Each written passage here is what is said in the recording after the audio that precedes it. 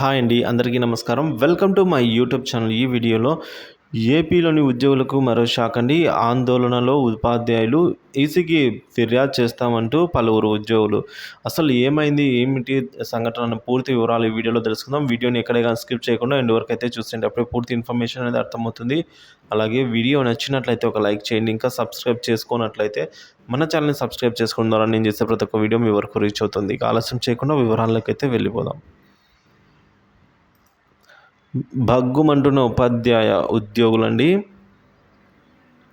Postal ballot జాబితాలో తమ పేర్లను గల్లంతు అవ్వడంపై ఉపాధ్యాయులు భగ్గుమంటున్నారు. ఫామ్ 12 సంబంధిత ఆర్వోలకు సమర్పించిన పేర్లు మాయం కావడం అనంతపురం జిల్లాలో తీవ్ర దుమారం రేపుతోంది.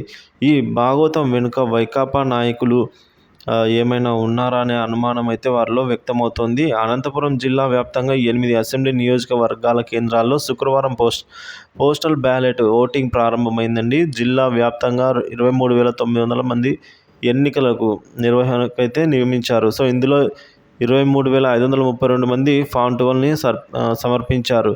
ఈ జిల్లాలో నివాసం ఉంటూ పొరుగున ఉండే శ్రీ సత్యసాయి వైఎస్ఆర్ కర్నూలు జిల్లాల్లో పనిచేస్తున్న వారు ఆయా ప్రాంతాల కేంద్రాల్లో అయితే ఫామ్ 12 ఇచ్చినా కూడా సొంత ఫెసిలిటేషన్స్ కేంద్రాల్లో పేర్లు గల్లంతయ్యాయి.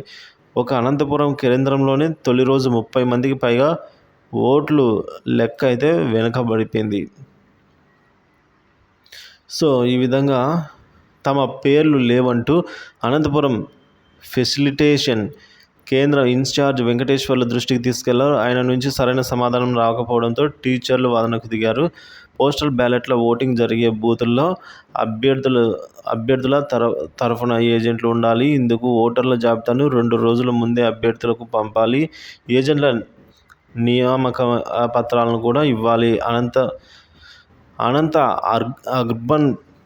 అనంతపురం అర్బన్ పరిధిలో ఓటర్ల జాబితా ఇవ్వలేదు. ఏజెంట్లను నియమించుకోవాలంటూ శుక్రవారం ఉదయం 9 గంటలకు సమాచారం ఇచ్చారు. సో దీనిపై తెదేపా నాయకులు తీవ్ర అసంతృప్తి వ్యక్తం చేశారు. ఉరవకొండలో శుక్రవారం కొందరు పంచాయతీ కార్యదర్శులు గ్రామ సచివాలయ ఉద్యోగులకు ఫోన్లు చేసి వైకాపాకు ఓట్లు వేయాలని ఒత్తిడి చేశారు. సో మాట వినేని వారి వివరాలను అయితే సేకరించి నాయకులు ఇస్తున్నారని అయితే సమాచారం అండి. నాయకులకు ఇస్తున్నట్టు తెలిసింది. దీనిపై ప్రతిపక్ష పార్టీల నాయకులు ఈసీకి ఫిర్యాదు చేయడానికి సిద్ధమయ్యారు. సో ఇది ఫ్రెండ్, వీడియో నచ్చినట్లయితే లైక్ చేయండి, షేర్ చేయండి. Thank you for watching this video.